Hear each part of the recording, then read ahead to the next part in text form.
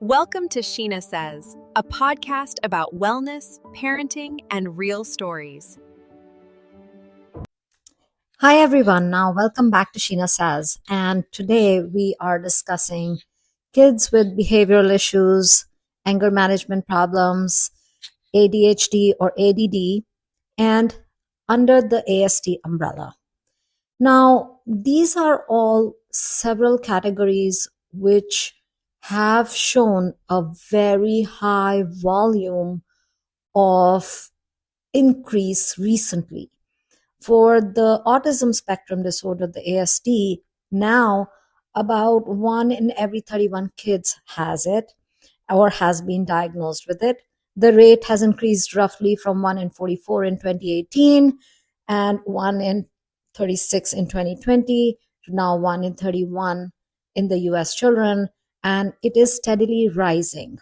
Now, ASD occurs across all racial, ethnic, and socioeconomic groups, and the boys are diagnosed about 3 to 5 times more often than the girls. Why? We will get into that. How is the ASD kid different from an ADHD or a ADD kid? Now, ADHD stands for Attention Deficit Hyperactivity Disorder. ADD stands for Attention Deficit Disorder. Now, ADHD kids are more hyper and their attention span is super low. Their capacity to absorb information is super low, and their need to move, they're very restless, so is super high. ADD, conversely, the kids are not hyperactive, but again, their attention spans are super low. In ASD versus ADHD or ADD, ASD is a whole large umbrella where the two can overlap, but the ASD kids have other issues, not just behavioral concerns. They have stims, they have speech issues, they have cognitive delays, they have motor skill issues. So those are higher need kids. Now, today's times, ASD is a very big umbrella, and a lot of kids kind of fall into a functional state of it where they do have control over their motor skills. They may or may not have speech issues. They may be ADHD or may not be ADHD along with it, and they may have behavioral issues such as acting out, temper tantrums that are extreme. Now, these are just basic statistics, and if you are a parent of a kid who has special needs, my heart goes out to you. Parenting is a hard enough job, but add that in the mix and it becomes 100-fold harder. So what are your options? What are the kids' needs? How are you going to handle it? Today, the system has been super supportive of ASD as well as ADHD kids. They do get support from the school. You can also get therapies like ABA, OT, PT, speech therapy for your child. But also, what you can do to help is focus on their food and make sure that they're eating clean, make sure that their sugar levels they're not taking additional additive, not natural sugars, keep the sugar levels low, that they're eating proper meals, regularly spaced out. And if they're having behavioral concerns where they're acting out or their tempers are high or you're unable to manage them socially and their social skills are low, then if they're getting aggressive, I would highly recommend that you take a look at our blog for autism and also our kids. These from common theories here, the doctors say it is not reversible. This is not something that they can fix. But that really status quo isn't the truth. There are other options out there, which I would highly encourage parents to explore. It's your child. You're the one who's dealing with everything, and you should not have to settle for that answer. Look into it, dive deeper.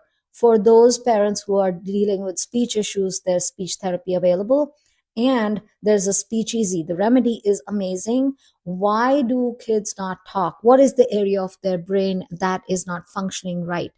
It's the Broca and the Wernicke area which are responsible for language. Not only just that, their frontal lobe and the hypothalamus is also equally responsible for processing it and making them cognitively understand. So those areas of the brains need to be charged up because they are underdeveloped. Depending on how young your child is, you can certainly get help for it. Talk to a local homeopath, check out our website, check out our blog on autism, check out our Kids for Autism, which exist, in which there is a detox available for kids who will detox first, and then those areas of the brain are charged up so that they can start practicing speech. You would need to work with them. There are protocols available with the kids which will help you navigate and how to bring your child into a less mute state. It would start with vowels, then go on to making single words, and then double words, and so on and so forth. Yes, effort is required, but it's your child, and the more effort you put into it and the more education you put into it, the better their functionality will be. And that's the goal, is to keep them functional, keep them elevated, and keep with them moving forward. Technology is moving at a rapid speed today, and there are so many more tools available in today's times than they were before. But you have to understand that that effort would have to be yours as a parent. Don't just accept what the doctors tell you or what the teachers tell you. Start analyzing it for yourself. What are your child's needs? Is it just a behavioral concern? Are they acting out, and for what reason? Get counseling, get help. And of course, I would strongly recommend homeopathy wherever you are. If you're not in the US, talk to a local homeopath. There are remedies to calm the nervous system down. There are remedies to reset the limbic system, which will help greatly in reducing the stress and the emotional overload, which most of these kids experience. And that's all frustration because they are not able to communicate what they are experiencing, and they're not able to really process all the external stimuli that they receive. So understanding them, getting them the help is key to making them more functional. Once again, we do have remedies that will help the child become more vocal. And if you give them the right amount of therapies, they will more than likely start forming sentences. We've had great success with autistic kids, kids with speech delays, and behavioral issues. Now, what is happening in today's times is that there is the reason why this is happening and it's getting more attention is there's a broader diagnostic criteria, which is the biggest driver. A lot has changed, the definitions have changed, and even if there are small signs, the likelihood is that they will want to diagnose your kid or label the child. Is that right? Is that wrong? You know what? As a parent, only you can decide.